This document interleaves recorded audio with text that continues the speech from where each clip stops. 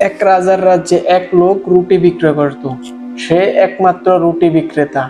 সে একদিন রাজার কাছে গিয়ে বলল, হুজুর, অনেক বছর যাবৎ 5 টাকা করে রুটি বিক্রয় করি, এখন দাম বাড়িয়ে 10 টাকা করতে চাই, আপনি যদি অনুমতি দেন। রাজা বললেন, যা, কাল থেকে 20 টাকা করে রুটির দাম বিক্রয় করবি। দোকানি বলল, না হুজুর, আমার 10 টাকা হলেই চলবে। রাজা বললেন, চুপ করে থাক, আর আমি যে দাম বাড়াতে বলেছি কাউকে বলবি না। রুটিওয়ালা খুশি মনে ফিরে গেলেন। পরের দিন থেকে তার রুটির দাম 20 টাকা। সারা রাজ্যে প্রতিবাদ।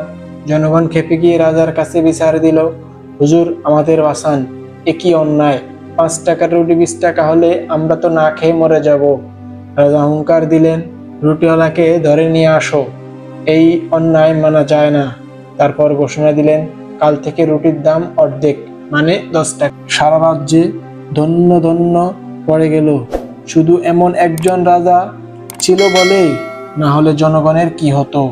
রুটিওয়ালা খুশি, জনগণ খুশি, রাজাও খুশি। এটাই হলো বর্তমানের বাস্তব চিত্র।